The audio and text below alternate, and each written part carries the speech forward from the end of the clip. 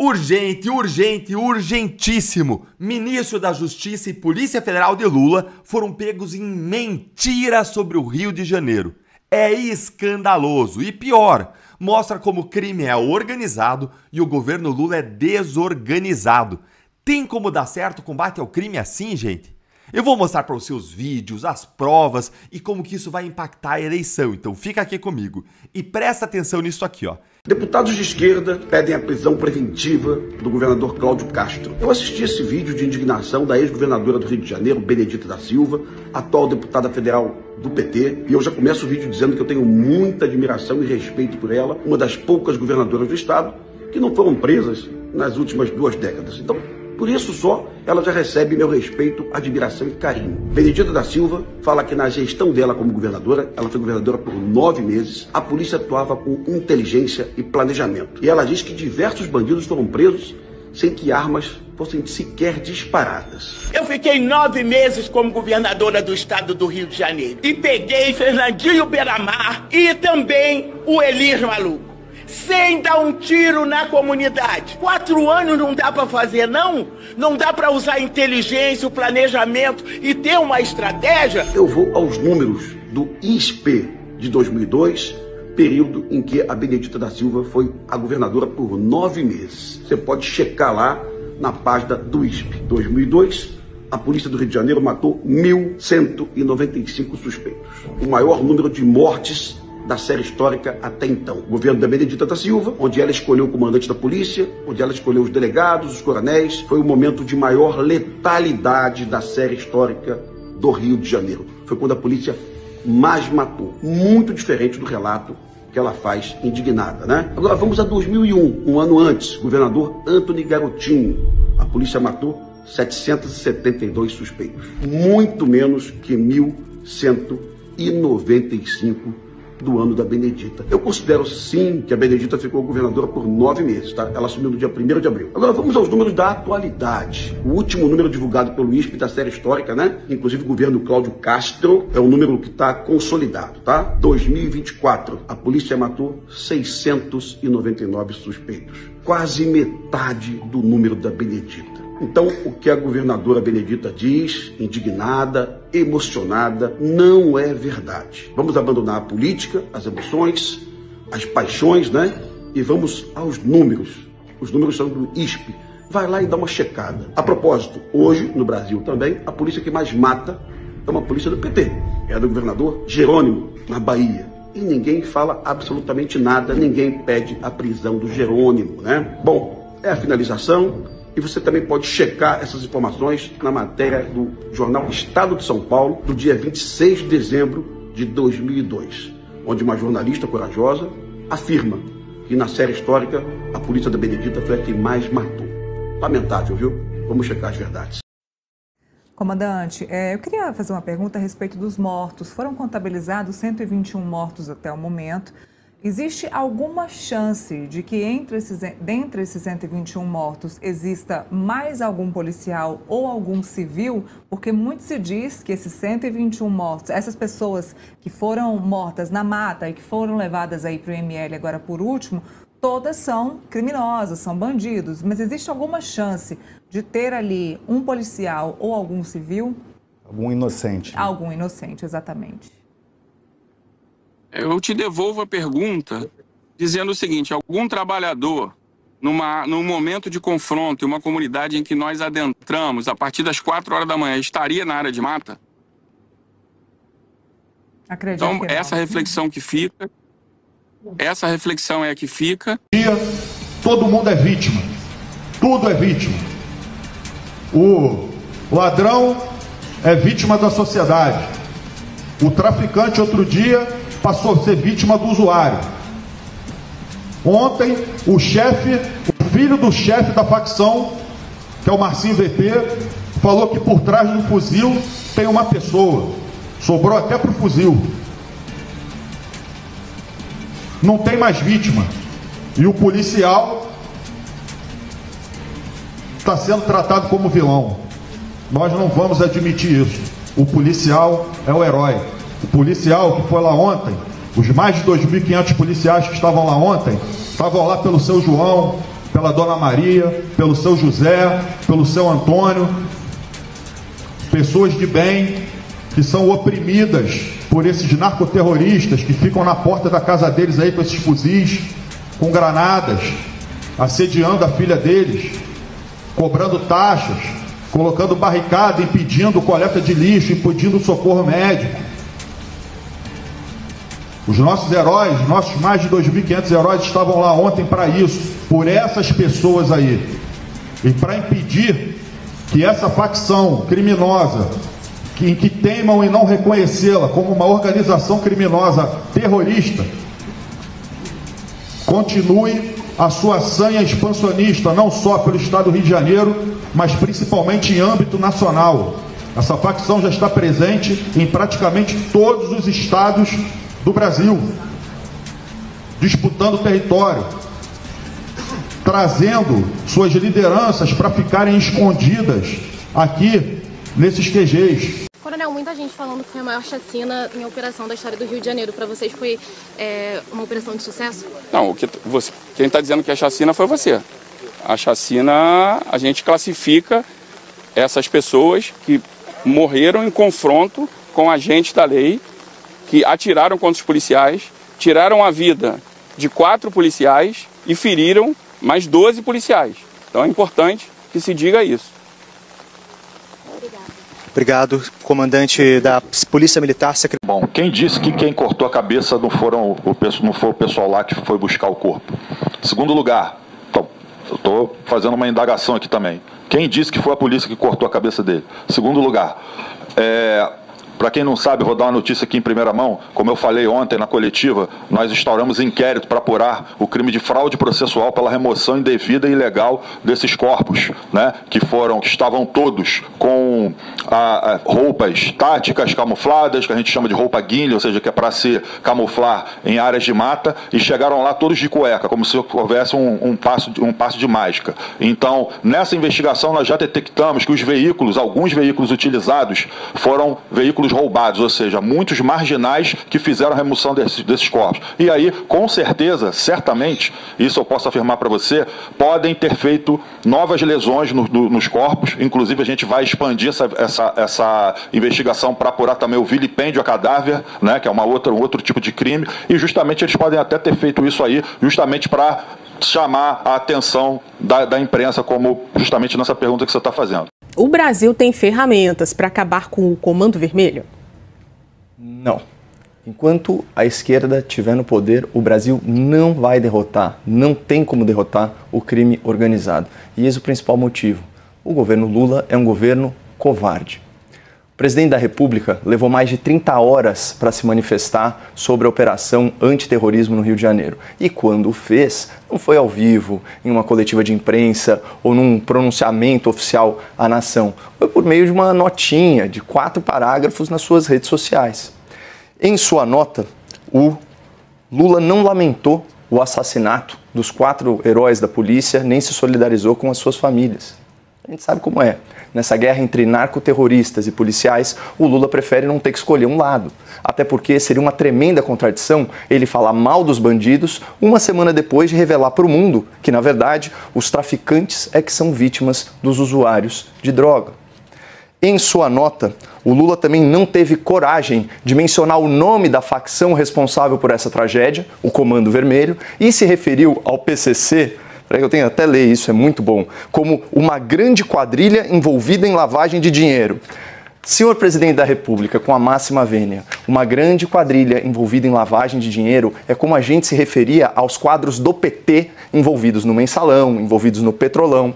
O primeiro comando da capital é muito mais que uma grande quadrilha. O PCC, assim como o Comando Vermelho, é uma organização terrorista, porque controla território, desafia o Estado e coage milhões de pessoas usando táticas de terror social. O fato é que na sua nota covarde, o Lula não fez menção à morte dos policiais, mas fez questão de roubar para si todo o crédito pela Operação Carbono Oculto, deflagrada pelo Ministério Público de São Paulo, com base em 2 anos de investigação, com protagonismo incontestável da polícia, das instituições paulistas.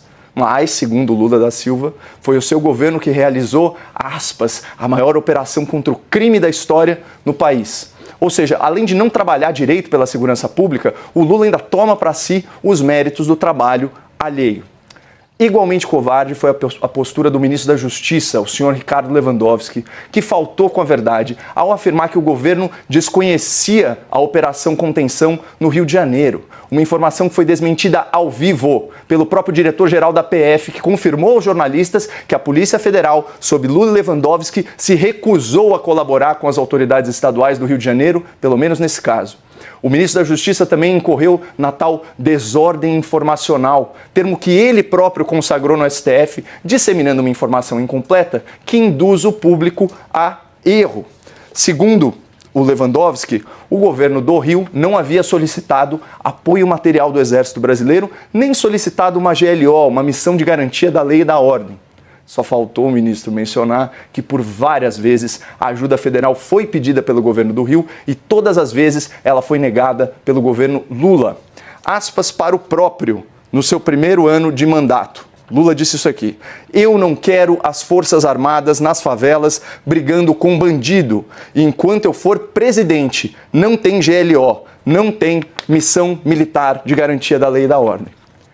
Isso posto, vejam só o que diz o site oficial do Ministério da Defesa sobre a tal GLO, que o Lula, por princípio, se recusa a decretar para proteger as favelas do Rio de Janeiro. Aspas, realizadas exclusivamente por ordem expressa da Presidência da República, as missões da garantia da lei e da ordem ocorrem nos casos em que há o esgotamento das forças tradicionais de segurança pública em graves situações de perturbação da ordem. É óbvio que esse é exatamente o caso no Rio de Janeiro. Mas o senhor Lula da Silva, por questões ideológicas, se recusa a convocar o Exército e fazer o que está ao seu alcance.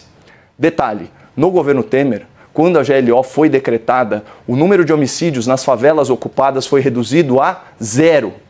Ou seja, mesmo havendo aí ferramentas para combater o crime organizado, o governo Lula e o ministro Lewandowski não estão dispostos a utilizá-las. Os petistas se recusam a chamar faccionados de terroristas. Os petistas se recusam a oferecer apoio de combate às polícias militares. Os petistas se recusam a convocar as Forças Armadas para pacificar as comunidades. Os petistas se recusam a alterar a lei da prisão preventiva, da prisão após julgamento, da busca e apreensão coletiva, da neutralização de ameaça armada. Então, de que adianta, Ju, ter tanta ferramenta para combater o crime se o governo Lula é covarde e não tem coragem de usá-las? Você vai entender que a questão da segurança que a gente está vendo agora no Rio de Janeiro, o buraco é muito, mas é muito mais embaixo. Então eu começo aqui com um vídeo que a gente nem sabe mais se é verdade ou se é mentira. Peguei aqui na internet, mas retrata bem o que muito especialista pensa quando vai se combater, né, esses criminosos. Porque eles acreditam que existe uma maneira diferente, que não através de uma agressividade, né, da trocação de tiro, que você vai conseguir segurar um ímpeto desses delinquentes, né, conseguir pegar uma arma do cara. Imagina você que está me assistindo. Eu falo para você, ó, lá no alto daquele morro tem 40 fuzis. Vai lá, pega para mim, traz daqui para baixo. Mas só que tem uma coisa, você não pode dar um tiro e se você matar alguém também vai ficar muito feio, vou botar você para responder um processo. Como é que você faria? Aqui está o vídeo que os especialistas imaginam como é que seria. Poderiam me dar esse fuzil e os cartuchos? Quero levar os senhores para a delegacia. Por favor. Poderia me dar o fuzil e as munições para que eu possa conduzir vocês até a prisão? Por favor, senhor faccionado. Poderia, por obséquio, entregar seu fuzil e se render pacificamente? Por favor. Poderia me dar o fuzil e as munições para que eu... Isso aqui, gente, é claro que é quase um humor, uma sátira. Mas isso daqui também é a realidade. Eu acredito que tem pessoas que esperam que os nossos policiais se comportem dessa maneira. E aí, eu faço mais uma pergunta para vocês. Tem filho de algum juiz, de algum promotor, de algum deputado, de algum senador que troca tiro, que vai lá e entra nessas comunidades faccionadas dominadas pelo tráfico de drogas? Não tem, né? Será que o filho do Fachin, que é o relator da DPF, que proíbe a polícia do Rio de Janeiro de subir a favela, implementada, né, através de pedido do PSB, Partido Socialista Brasileiro, atual partido político de Flávio Dino e de Marcelo Freixo, será que o Fachin, quando ele dá aquela decisão proibindo a polícia de subir o morro, será que ele faz isso pensando que o filho dele poderia ser um policial? Ou que o filho dele poderia ser um favelado que vive nessa comunidade? Eduardo, mas sem a polícia não tem tiroteio. Não tem tiroteio. Aí vai acontecer o mesmo efeito que aconteceu nos anos 80 com o Leonel Brizola, quando basicamente, né, fotografia muito ampliada, ele fez a mesma coisa.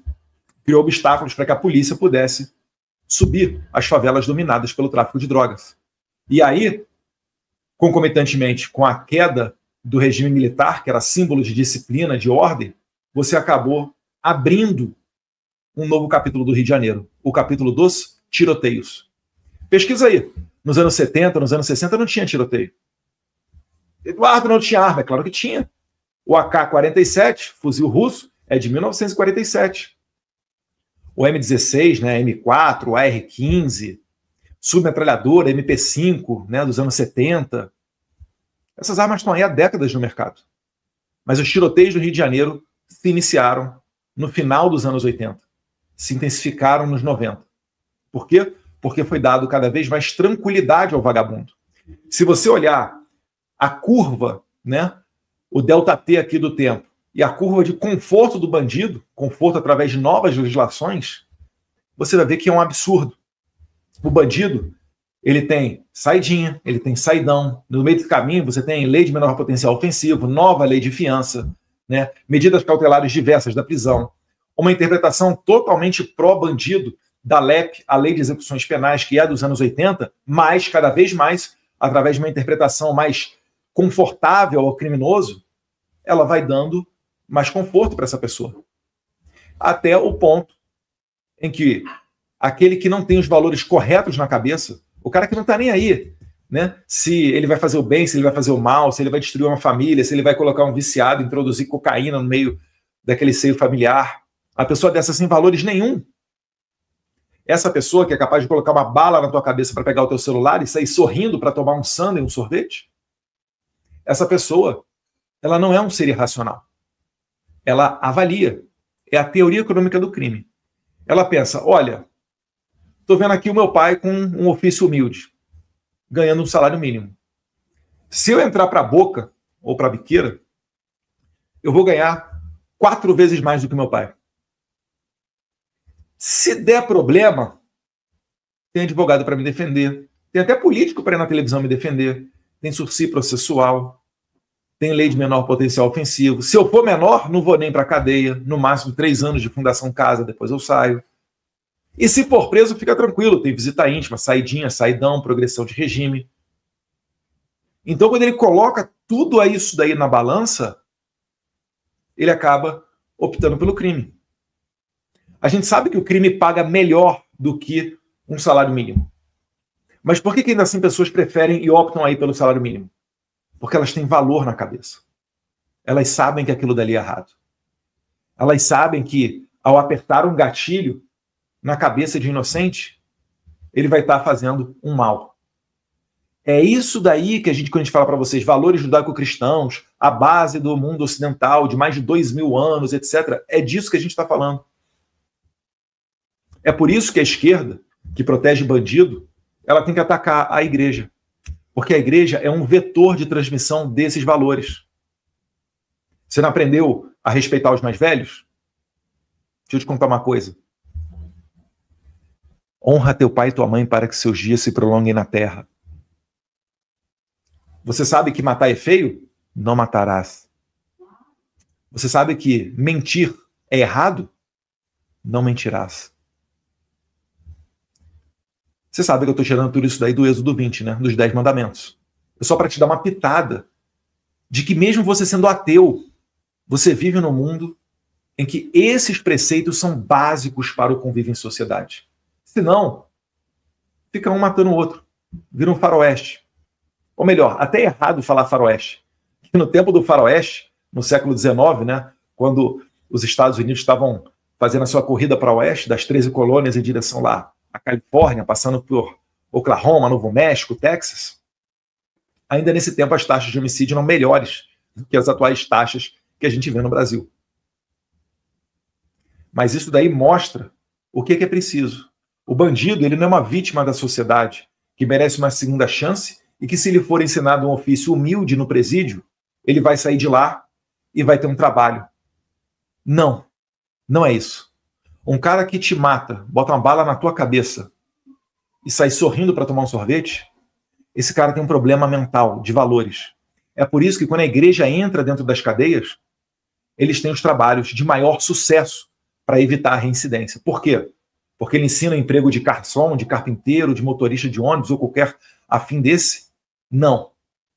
Porque ela faz uma lavagem cerebral na pessoa.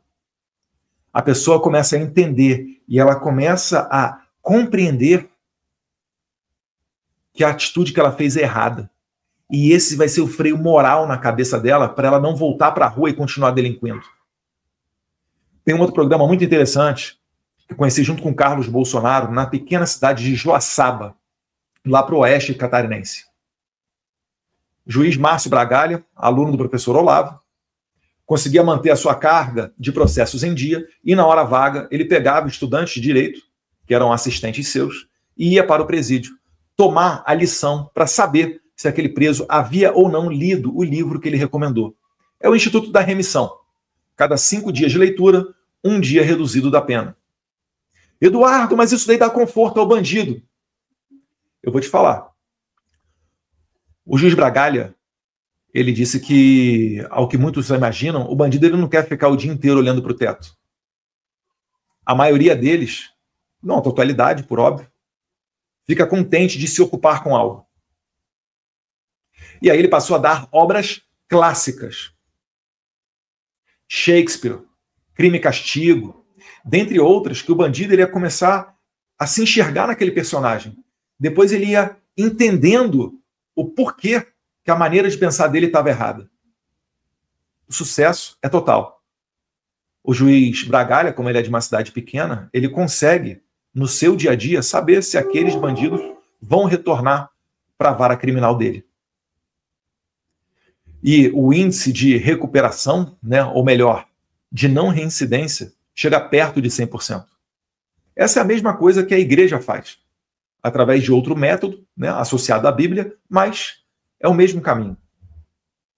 Então é isso que a gente tem que entender. E como o bandido ele não tem a capacidade de ter remorso, né, de compreender o significado da vida, ele tem que ser isolado da sociedade. Até que ele aprenda. E é isso que Bukele fez. Eu vou continuar aqui, vou dar sequência, já que está dizendo aqui no filme aqui da Rede Globo, eu vou colocar aqui o vídeo de ontem, da abertura do Jornal Nacional, que eu considerei até uma grande evolução, porque eu fiquei surpreendido. Não que eu veja o Jornal Nacional, né? Eu sou igual a você, eu também não assisto essa porcaria, mas a mudança do editorial causa estranheza. Cadê? Aqui tá o boné do Lula Viraché. O Lula não tem nada a ver com isso, né? Vou botar aqui. Calma aí. Ah, vocês não estão vendo a tela, desculpa. Eu tinha posto aqui, Jornal Nacional. Pum, pum, pum, pum, pum, pum, pum. Deixa eu compartilhar a tela primeiro com vocês.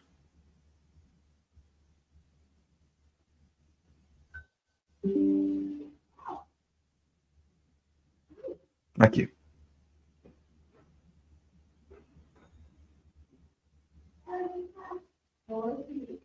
O Comando Vermelho, dezenas de corpos em...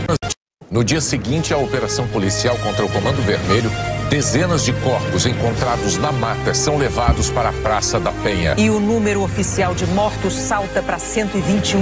A polícia afirma que atraiu os traficantes para a rota de fuga na mata para proteger inocentes nas ruas da comunidade. Repara só, pessoal, primeiro, colocar ali os bandidos enfileirados, muitos deles de cueca. O que aconteceu? As próprias pessoas da comunidade, com ou sem ligação com o tráfico de drogas, não sei, né? Não enxerguei as imagens, mas os relatos, tem até alguns vídeos que já estão vindo à tona, né? São de pessoas que estão tirando a roupa camuflada da vagabundagem.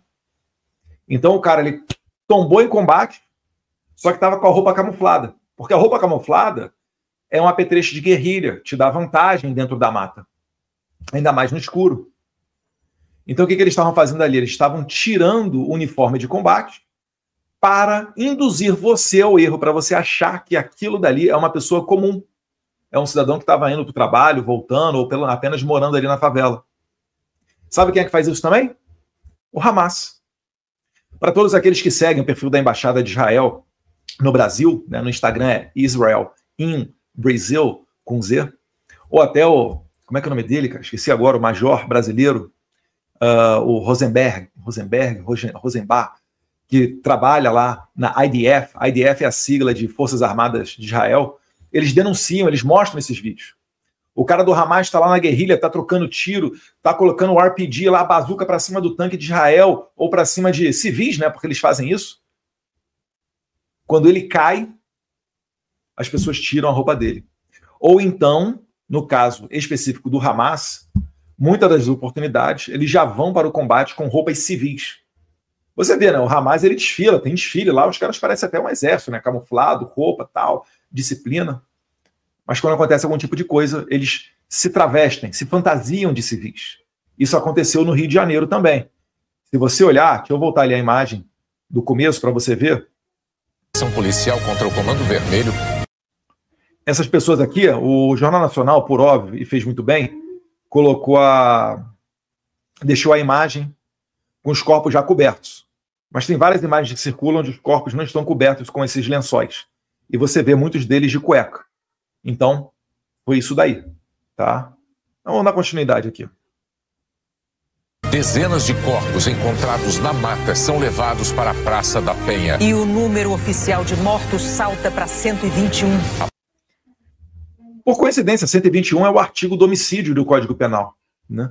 Agora, se você tem mais ou menos a minha idade, ou nem tanto, né? Mas se você tem aí seus mais de 20 anos de idade, você vai lembrar. Você lembra em 2010, no Rio de Janeiro, teve uma mega operação lá também.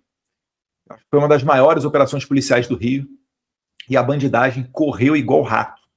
Os vagabundos correram iguais. Ratos.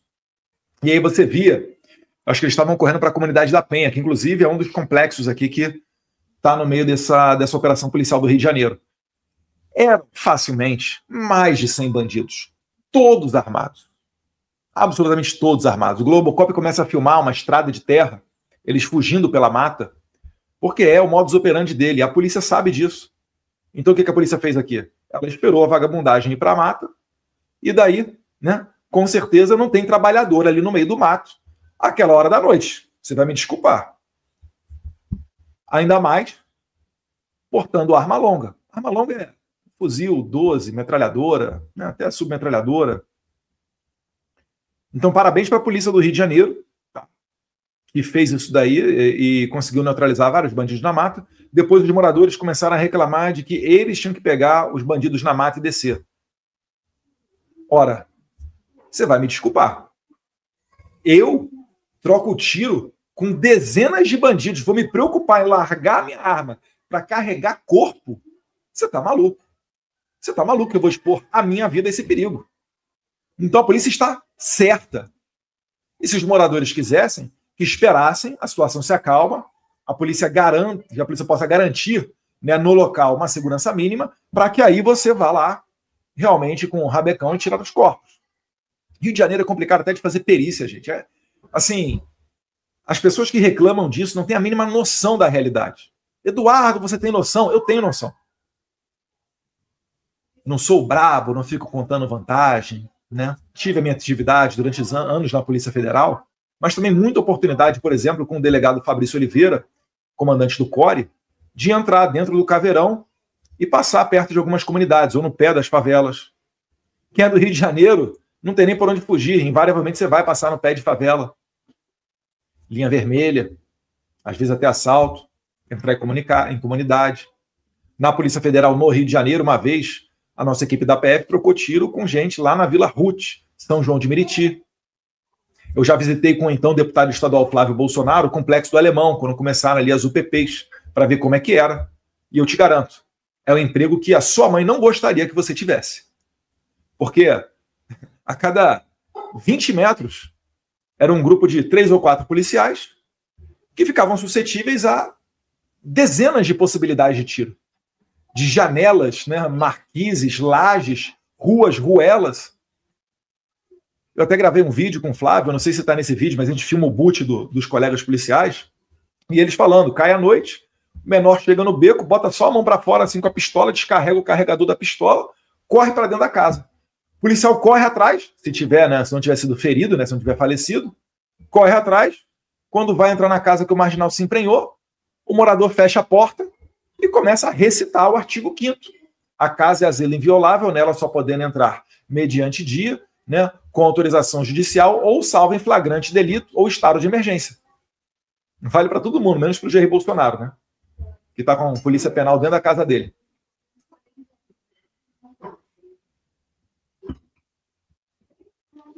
Então essa é a realidade. E isso tem que ser dito para que vocês compreendam que não é o policial que é malvadão.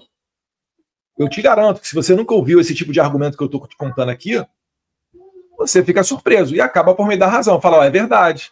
De repente eu imaginava que a polícia deveria descer com o corpo, mas não desceu. Vamos continuar aqui no Jornal Nacional. A polícia afirma que atraiu os traficantes para a rota de fuga na mata para proteger inocentes nas ruas da comunidade. E que apreendeu 118 armas. Mas o chefe da facção escapou. O governo estadual divulga imagens de pessoas despindo cadáveres de uniformes de combate. O diretor-geral diz que a Polícia Federal analisou os... Aí o que eu falei, ó. Aí o que eu falei. Planos. E avaliou que não poderia participar da operação. Houve um contato anterior do pessoal da inteligência da Polícia Militar com a nossa unidade do Rio de Janeiro para ver se haveria alguma possibilidade de atuarmos em algum ponto nesse... Olha o Lewandowski ali atrás já incomodado, já quicando. Nesse contexto, a nossa equipe entendeu que não era uma operação razoável para que a gente participasse. Primeiro de tudo, há um notório desconforto. Na sequência desse vídeo, o ministro da Justiça, Ricardo Lewandowski, ele pede a palavra e começa a falar que não, olha só. O Ricardo Lewandowski, no mesmo dia, disse que não havia sido informado. Então, o que ele fez? Ele falou que o governador Cláudio Castro e as forças policiais de Rio de Janeiro são mentirosas, que não haviam pedido o auxílio das forças federais. E aí o diretor-geral da PF, o Andrei, que provavelmente não combinou com eles, né, diz o contrário. Falou, não, nós fomos avisados. A gente decidiu não entrar. Aí depois o Ricardo Lewandowski vem, dá uma desculpa esfarrapada. Não, é porque o contato tem que ser de alto nível, porque quando uma autoridade, governador fala com governador, secretário fala com secretário, e assim por diante. Ou seja, eu quero saber se o ministro Ricardo Lewandowski vai ser preso, se vão congelar as contas bancárias dele, porque o que ele fez foi uma fake news. E não pediu desculpa, não. Meteu uma outra fake news aí, dizendo que não, as autoridades de alto nível, fala que a autoridade de alto nível, balela. Coisa de quem não quer resolver o problema. Está preocupado o quê? Só com o próprio toba. Que vergonha, ministro Ricardo Lewandowski. Pego na mentira. Ou talvez até desinformado. Pode acontecer. Mas caberia ter a decência e a honestidade para dizer, olha, errei, não sabia, não chegou na minha mesa, sei lá, estava só no âmbito aqui da Polícia Federal. Mas dessa maneira ficou feio. E eu vou puxar para outro ponto, que é mais importante do que esse, certamente. Por que a Polícia Federal não quis entrar nessa operação? A Polícia Federal tem um COT, tem um CAOP, altamente qualificados, atuam muito bem com o Novo Cangaço, várias outras atividades criminosas interestaduais e internacionais. Pode ter certeza, na PF tem muito brabo também. E por que não foram implementados nessa operação do Rio de Janeiro?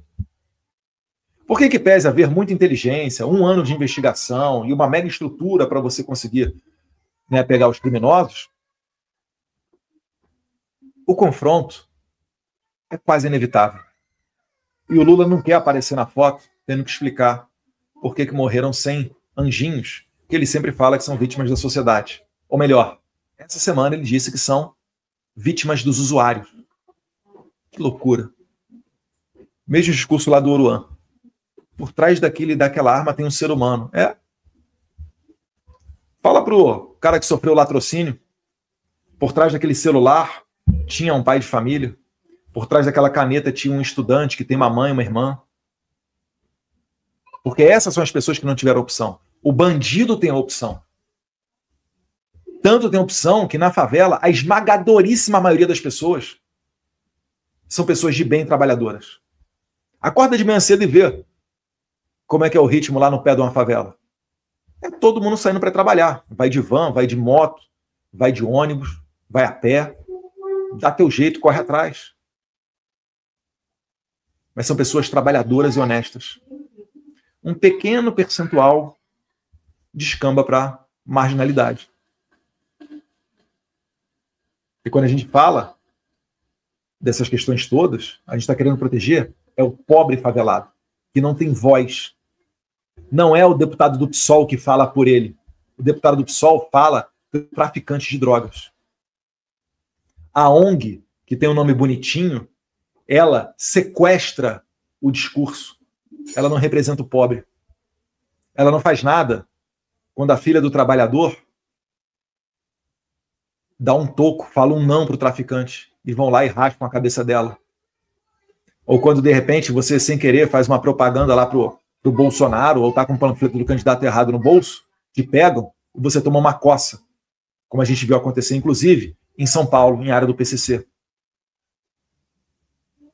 Então, se você realmente quer proteger essas pessoas, você tem que tirar o traficante da vida dela. Você tem que dar um jeito de dar a liberdade a essa pessoa, que não é permitida por conta desses desmandos desses traficantes. E eu te garanto, o mais revoltado com a vagabundagem é esse pobre que mora na favela. É que ele não pode falar. Se ele falar, ele morre. Essa é a pessoa mais revoltada com o bandido. É a pessoa que pretensamente os deputados do PT e do PSOL dizem defender. Não. Você não está defendendo essas pessoas. Você está decretando elas a um futuro de humilhação, de repressão, onde ela nunca vai sair daquela situação calamitosa que ela vive, onde nunca o Estado vai poder chegar com uma escola ou um hospital ali dentro, porque tem que pagar taxa para vagabundo. Ah, Eduardo, você está exagerando. Estou exagerando? Deixa eu mostrar aqui o vídeo acho que eu tenho aqui, do pai da Beyoncé. Não está aqui.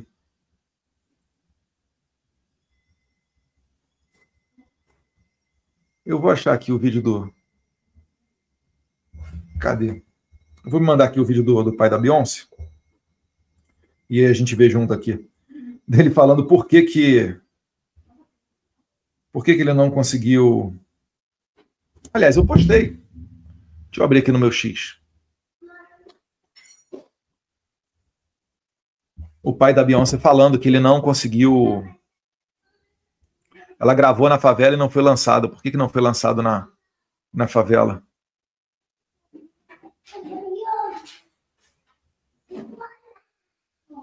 Calma aí, tô aqui. Acho que vocês estão acompanhando aí, né?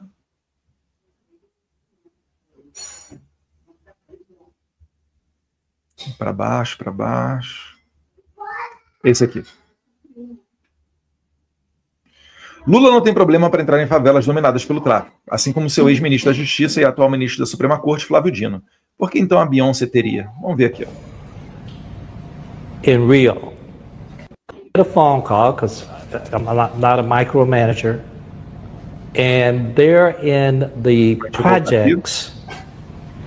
I got a phone call because I'm not a micromanager, and they're in the projects. Hood ghetto in Rio, and Sony hadn't paid the gangsters, and they had to be helicoptered out of there. A whole lot you don't know, young man.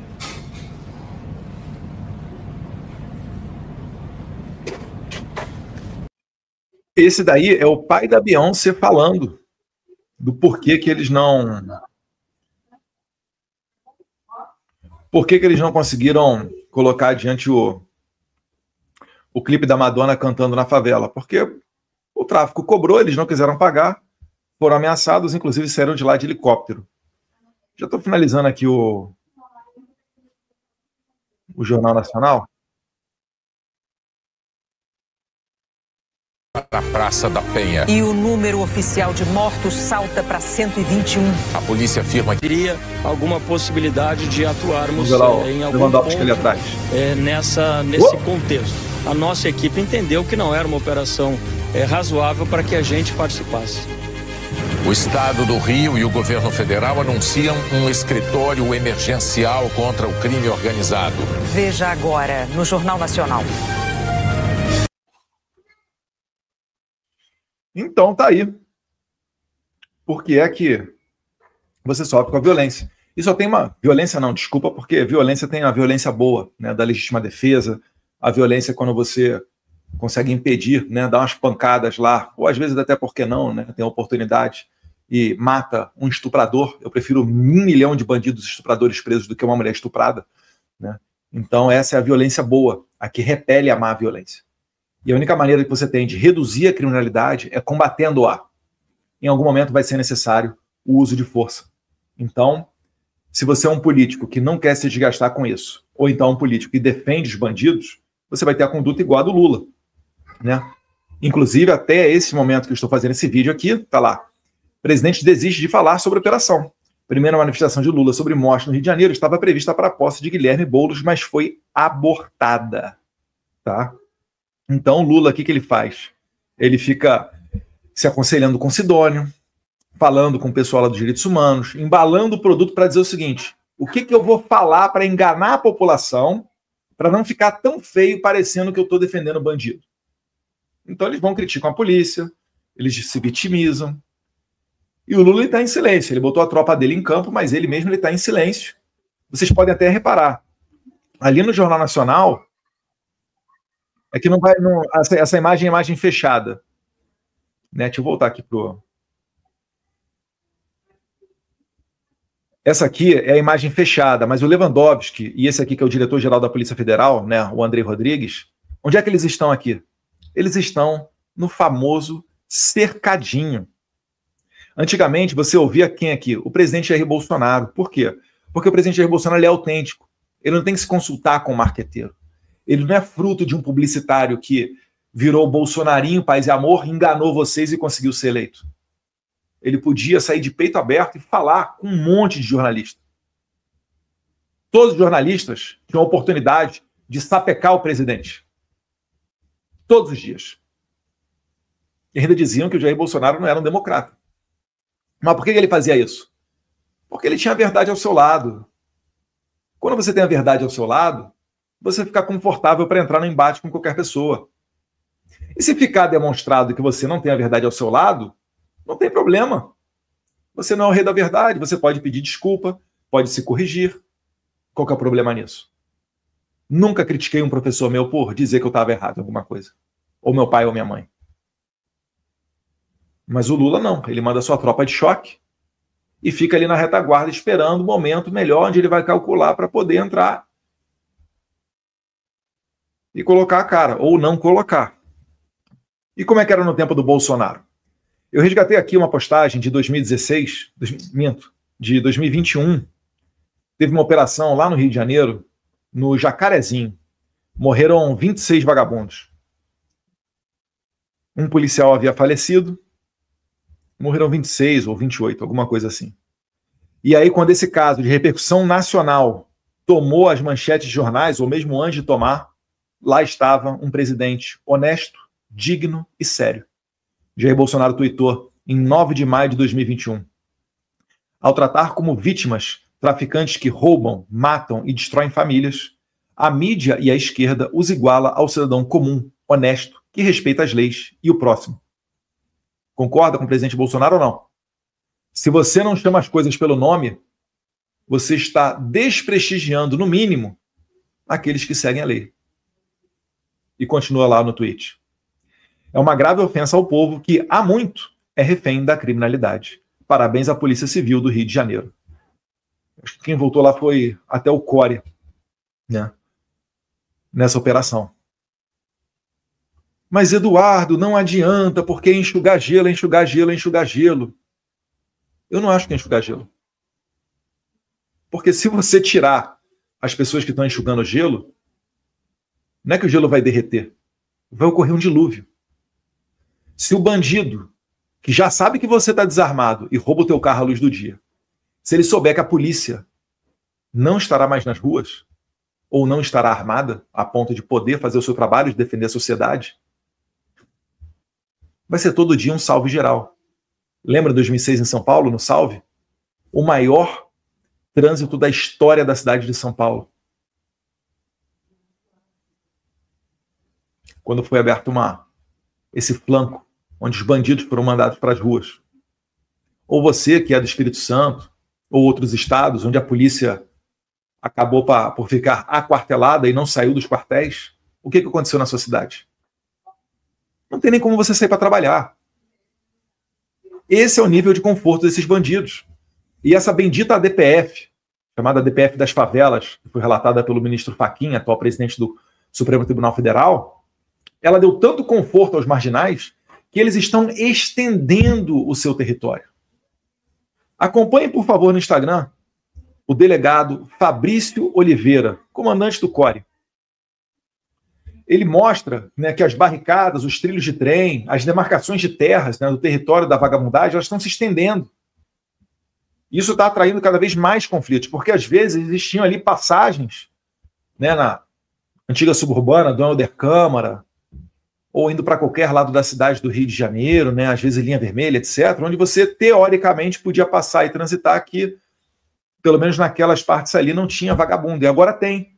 Então está trombando com o policial, está pegando o policial que não é da área, né, principalmente de surpresa, e está levando a óbito muita gente boa. Por quê? Porque eles estão com maior conforto. Lembra que eu falei do Brizola nos anos 80?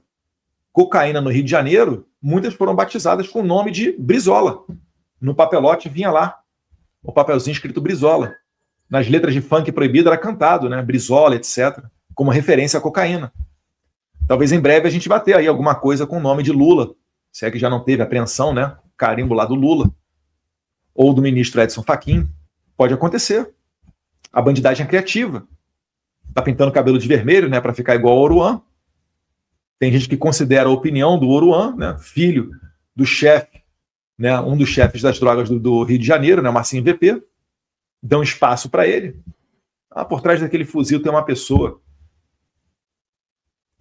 Por trás de tudo, sempre há uma pessoa. Só que apenas uma categoria delas consegue atirar num inocente. Consegue fazer o que esses vagabundos, traficantes de droga fazem. Talvez o Oruan ele não sinta isso na pele, porque ele é benquisto, porque ele é filho de um desses bandidos. E aí fica difícil de você conseguir perceber. Mas eu garanto, os moradores das favelas, o que eles mais queriam é ter liberdade de ir e vir. Não se preocupar, né, de, como eu falei, né, uma menininha bonitinha, que de repente se envolveu com alguém, olhou para o lado, pum, raspa a cabeça, ou você é espancado por qualquer coisa, ou morre por causa de dívida de R$5. Muitas favelas são zoadas. Depende muito da facção também. É verdade. Mas o ideal é que o sistema tenha, né, a possibilidade de que todos os favelados lá do Rio de Janeiro tenham minimamente um padrão de vida das pessoas das áreas onde não são dominadas pelos traficantes. Então, nesse atual regime, né, que a gente está vivendo, nesse atual sistema que a gente está vivendo, onde existe muito conforto, até para ONGs, né, para outros serem porta-vozes dos traficantes, essa batalha se acirra. É por isso que eu estou falando, eu me sinto responsável aqui. Eu no Instagram, acho que estou com uns 7 milhões de seguidores. Se você não é meu seguidor aqui no YouTube, se inscreva aí no canal. Estava com 1 milhão e alguma coisa. Deus quiser, daqui a pouco chega a 2 milhões. Mais 3 milhões e tanto lá no Facebook, mais outros 3 milhões no X. Eu tenho a responsabilidade de colocar aqui adiante, né, essas versões que vocês não vão escutar nos grandes veículos de comunicação, mas que representam a verdade. Falando em verdade, vou trazer um pouquinho para vocês aqui a realidade do Rio de Janeiro. E essa daqui é bem realidade mesmo, porque essa favela aqui, o Morro dos Macacos, é pertinho lá de casa. Cresci no Rio de Janeiro, na rua Dona Maria 71, lá no condomínio Sans Pena. Boa parte da minha infância, da minha adolescência, até o início da vida adulta. E lá você dá de frente, né? Para um lado você vem Mangueira, né? Mangueira, Macaco, acho que Sampaio, Andaraí. Aí para o outro lado lá é Borel, Formiga. Aí mais para frente aqui tem Salgueiro, Turano, onde tem a faculdade Estácio. A menina foi baleada até hoje, coitada, tetraplégica. Então a Tijuca ela é um vale cercado de morros. E todos esses morros com favela. Essa daqui, as imagens que eu vou mostrar para vocês, é a imagem que vai abrir para o vídeo do Batata. É que eu quero que vocês conheçam o Batata, para que vocês que vão ver pela primeira vez não achem que ele é um cara garganta. Deixa eu ver se é esse daqui.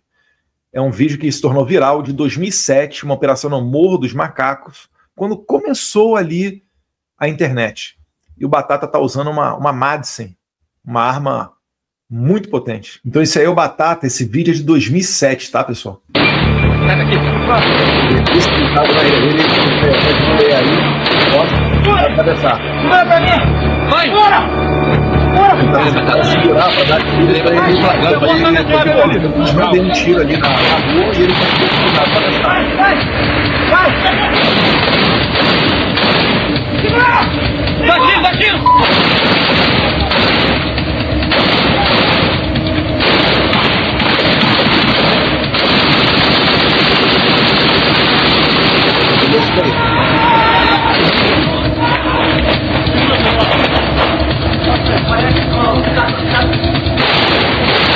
O vídeo é um pouco longo, vou parar daqui a pouco.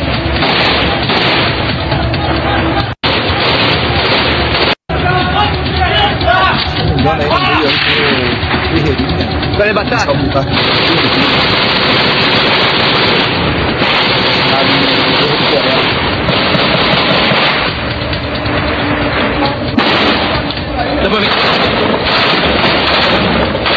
Vou falar com ele, e aí vai descer, joga granada. Isso quase Formador, cara. Granada, sai, maluco, granada, olha só o problema. 3 policiais descendo, carregando o corpo. E aí o que eles vão fazer? Para tirar um corpo, tá? Você tem então ali, ó, tem uns 3, 4, 5, do outro lado tem pelo menos 6 policiais mobilizados para levar um corpo fora ali da favela. E aí eles vão ter que, mais uma vez, né, mandar tiro pro lado dos traficantes para garantir a segurança dos colegas que vão descer com o corpo. Eu abri aqui é para abrir geral aí. Vamos preparar aí. Esse daí é o Batata, né? Vocês vão ver agora no próximo vídeo, né, um podcast lá do Fala Glauber, ele falando. Não, deixa ele pegar com ele aí, ó. Vou esperar, quando eu falar já, hein? Vai começar, hein? Vai ver!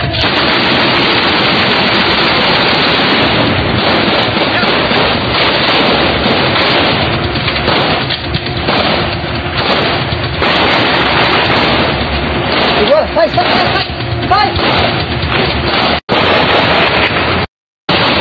Uma blazer ali, dentro tudo machado. Os caras são muito feroz.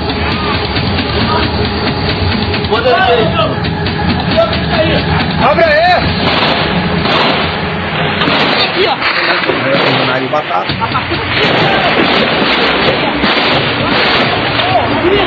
Grita!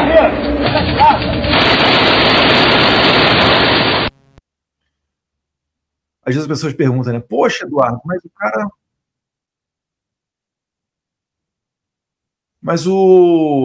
Pô, o cara tá dando tiro ali pra tudo quanto é lado, aquela arma ali, que é arma de guerra. Primeiro que o Rio de Janeiro tá em guerra, né? Aliás, o Brasil inteiro tá em guerra. Faz muito tempo.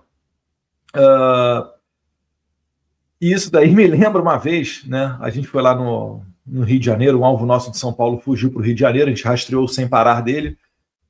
Achamos uma familiar dele dentro da favela, e aí nós fomos lá para cumprir o mandado de prisão e também tinha mandado de busca e apreensão para casa. E aí, quando eu cheguei na PF, lá em Nova Iguaçu, eu estava trazendo uma submetralhadora de São Paulo, uma MP5, 9mm, arma ideal para combate urbano, porque não precisa ser de longa distância, e tem essa questão de você também não dar um tiro e ter, né, a letalidade que tem um fuzil que pode ultrapassar de 3 km de distância. Então, quando eu cheguei na delegacia, um colega olhou e falou: ih, Bolsonaro, você vai subir com essa favela aqui? Quer dizer, você vai subir com essa arma aí o morro? Falou: melhor trocar, cara. Cara, passa ele na casa de armas ali, pega um fuzil, pelo menos um 5.56. Né? A Polícia Federal, ela tinha ao menos, né, não sei como é que ficou isso, mas um tempo ali a HK, alemã, HK, queria parar de fornecer material para a Polícia Federal, porque disse que o assassinato da Marielle Franco foi utilizando uma MP5, uma rajada. Enfim, meu Deus, dá até a preguiça de comentar esse tipo de coisa. Mas, voltando aqui à nossa história, troquei, peguei o 5.56, porque ele falou que se você ficar com a MP5, como é um calibre fraco, 9mm, o bandido do outro lado ele não vai te respeitar, ele vai ficar dali bancando e trocando tiro contigo. Então é preciso de um calibre forte. Então, muito provavelmente por isso, né, que o Batata ali nessas imagens, ele está usando aquela Madsen. Eu nem sei que calibre é aquele negócio ali absurdo, mas pelo menos um 7.62 deve ser. E eu vou trazer agora aqui no podcast Fala Glauber, que é muito conhecido do pessoal do meio da polícia, e o Batata, ele falando da questão do crime organizado poder descer e dominar o asfalto. E muita gente critica a polícia, né? Diz: a polícia não prende porque não quer. Tá vendo aí, ó, quando a polícia quer, ela faz o serviço dela, etc. Eu vou concordar em parte. Quando a polícia quer, ela faz o serviço dela. Mas quem disse que deixam a polícia fazê-lo? Você arriscaria fazer parte de um operativo desse, onde morrem mais de 100 vagabundos? Depois uma parte da imprensa dá voz para Oruan, para amigo de direitos humanos. Aí vai lá Marcelo Freixo lamenta, vai pessoal do PT, PCdoB, pessoal, vai lá, né, deixar rosa lá como se os caras fossem as melhores coisas do mundo. Ninguém leva um para casa, né? Pro seu gabinete. Correndo o risco você de, nessa operação, trocando tiro, você mata o cara, de repente você vai tomar um homicídio doloso nas costas, mais de 10 anos de cadeia, ou vai acontecer igual o Carandiru, né? Que foi igual ao 8 de janeiro, né? Condenações por leva. Quem está no primeiro andar é 100 anos, quem foi para o segundo andar é 150 anos, quem estava no terceiro andar é X anos e assim por diante. Ou será que é quase o natural você cruzar o braço? Então essas pessoas, elas são heróis que no mínimo merecem nosso respeito. O cara que entra na polícia, ele sabe que ele não vai ficar milionário, que ele não vai enricar na polícia. Mas ele quer ter, pelo menos, a satisfação pessoal e profissional de ter o seu trabalho reconhecido. E eu acho que isso é o mínimo que a gente tem que fazer. Aqui nos Estados Unidos, onde eu estou morando, né, uma sociedade civilizada, você vê que existe um respeito para com o militar que vai para a guerra ou o policial que bota a cara na rua. Você vai ver na Disneylândia, você vai lá ver um show da baleia Shamu, SeaWorld. Acontece a todo momento. Antes de você chegar lá, o que acontece? Antes de começar o show, silêncio, todo mundo sentado. Você é militar da ativa das Forças Armadas, ou policial da ativa, etc., ou veterano de guerra, por favor, levante-se. O cara levanta. Queria pedir uma salva de palmas e agradecer pelos serviços prestados a esses heróis nacionais. Todo mundo bate palma. É isso que o cara quer. Ele sabe que ele não vai ter uma Porsche Carrera, uma Ferrari na porta da casa dele. Ou que ele vai morar numa baita mansão. Mas você tem que dar dignidade para aquela pessoa, uma maneira dele sustentar sua família, ter uma vida digna, confortável minimamente, e o apoio da sociedade, que é pela qual ele se arrisca todo dia. Vamos lá colocar aqui o vídeo do Fala Glauber. Se descer todos os caras do Complexo Alemão, descer todos os caras, não sei da onde, eles tomam 16, toma nada. Não toma, pô. Não toma. Eu visto azul, eu boto o pé no chão, toma nada. Não. Ele tá falando do visto azul, né? Ele tá falando que eu sou policial militar do Rio de Janeiro. E ele tá falando que o bandido que descer a favela para tomar, né, a cidade, ele tá falando que não toma. Toma. 10 homens e 10 merda é diferente, meu irmão. Eu tenho 24 anos que troco tiro nisso aqui. Quantos anos aqueles garotos têm que trocar tiro? Eles são obrigados a reformar, morrem todo dia igual rato. Qual a diferença que tem de mim para um garoto de 13 anos com um fuzil pendurado no pescoço? Essa é a diferença. E isso é muita. É muita.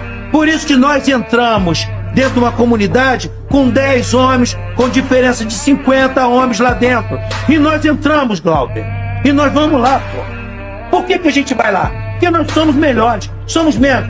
É nós, é a gente que entra no TCP, é a gente que entra no CP, é a gente que entra na milícia. Está falando aqui das facções, né? Você vê o Comando Vermelho, TCP, terceiro Comando Puro, milícia. A gente entra em qualquer lugar, pô. Eles não. E a gente está acostumado com a desvantagem da guerra. Sabe qual é a nossa desvantagem da guerra, Glauber? Eles ficam entrincheirados dentro de um buraco, feito um rato, dando tiro, pô. Aí não morre, Glauber. Se botar 10 homens meus, vai botar 100 deles, eles não vão subir ninguém. Porque se tu me dá um 762 com 10 carregador, numa rua não passa nem rato. Não passa. Não vai passar nem rato. Quando a polícia quer, eles conseguem resolver. O que nós temos que fazer é o quê? É dar a possibilidade que eles possam resolver. Como é que a gente faz isso? Permitindo que eles possam operar sem o risco de depois ir para a cadeia. É o que o Bukele fez também, né? Prendeu o bandido, não deixa sair. O que o Bukele fez em El Salvador? Além do que eu já estou falando ali, vocês já viram alguns vídeos meus do YouTube e no Instagram. Ele dobrou o salário dos policiais, ele dobrou o efetivo policial e botou o pessoal na rua com a retaguarda. Qual é a retaguarda que ele criou lá?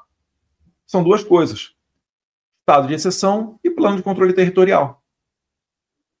Como é que ele fez isso? Legislação aprovada no Congresso. Se o Jair Bolsonaro tiver um Congresso com a maioria governista, ele faz isso acontecer. É o que o presidente Bolsonaro sempre falava de retaguarda jurídica.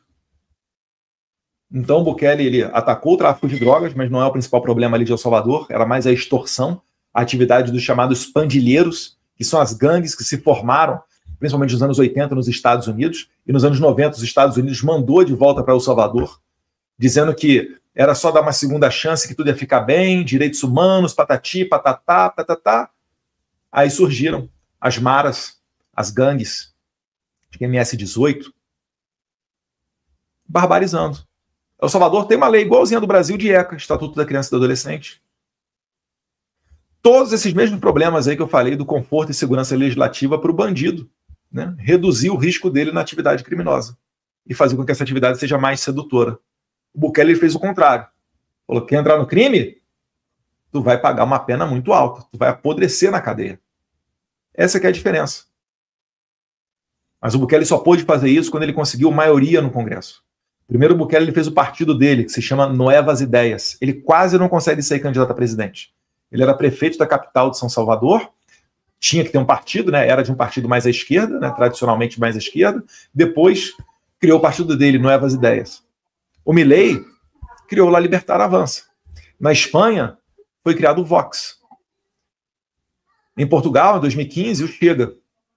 Então precisa haver um partido realmente identificado com a direita, identificado com essas bandeiras. Que não trate tudo no balcão de negócios, como se tudo fosse relativo. Não, existem, né, medidas que não são relativas, que não são flexíveis. E que a gente vai bater o pé até a gente conseguir vencer. Essa da segurança pública é uma delas. E aí o Bukele, eleito em 2019, começou a ser bloqueado pela Suprema Corte. 2021, lá a cada 2 anos tem eleição para o Legislativo. Em 2021, fez 64 dos 84 deputados federais. Lembrando que lá não tem Câmara e Senado, só tem a Câmara, é unicameral. Fez esmagadora maioria. No primeiro dia, fez impeachment dos 5 ministros do STF de El Salvador, mais o PGR, que eram aquelas pessoas que estavam bloqueando o Bukele nas suas medidas. Colocou, né, obviamente, juízes mais alinhados com eles, um fiscal geral, né, que é o nome que se dá lá, o PGR, mais alinhado com a ideologia dele. Congresso nem se fala. Tá aí. Ah, mas El Salvador é pequeno. E quantos países pequenos você conhece que não são uma desgraça em matéria criminal? Isso não tem nada a ver com o país ser grande ou pequeno. Eu tenho certeza que o pessoal de El Salvador olha para o Brasil e fala: meu amigo, com esse PIB do Brasil, com essa quantidade de recurso natural, com esses mais de 200 milhões aí de mercado consumidor, ia ser muito mais fácil de fazer esse milagre da segurança que aconteceu aqui em El Salvador. Depende da sua perspectiva. Se você enxerga com olhos de perdedor ou se você tem uma visão positiva. Porque se El Salvador conseguiu, você, por favor, não tente me convencer de que o Brasil não consegue fazê-lo. Não coloque o brasileiro numa condição de vira-lata inferior ao que muitos já fazem, né, do americano, mas também do El Salvadorenho. Nós não somos piores seres de segunda... Porque às vezes tem isso, né? Ah, Eduardo, você fala em armar o cidadão de bem, compara com os Estados Unidos, mas os Estados Unidos o povo tem educação, tem cultura. Tá, então você está querendo dizer que o brasileiro é sub-raça? Porque se você for ver o Paraguai, tem índices de criminalidade muito melhores que o do Brasil. É o segundo melhor país da América Latina, pelo menos há um tempo atrás era, quando eu li os livros do Bené Barbosa, e em números de homicídio. E o problema do Paraguai, do armado Paraguai, onde é que vai explodir a criminalidade, é na fronteira com o desarmado Brasil. E aí, quem é que deu certo? O Paraguai deve estar ali na faixa dos 6, 7 homicídios para cada grupo de 100 mil habitantes, talvez até menos do que isso. Então fica aqui o recado do Batata. Saudade do nosso eterno presidente Jair Messias Bolsonaro. Deus quiser, retornará. Eu vi um vídeo esses dias do filho do Trump, do Eric Trump, dizendo, né, que quando o pai dele estava lá sendo julgado nos tribunais, ele dizia, né, não, pai, a gente vai voltar, a gente vai voltar. A gente não sabe como nem quando, mas Trump falando para ele, né? Mas a gente vai voltar. E Deus quiser, nós também voltaremos. Obrigado a todos vocês. Se não deixou o seu like, por favor, deixa o seu like, compartilha esse vídeo, manda para o maior número de pessoas possível. Essa daí é que é a nossa força, para poder mostrar para todo mundo aquilo que você não vai ver na Rede Globo. Um abraço, fique com Deus.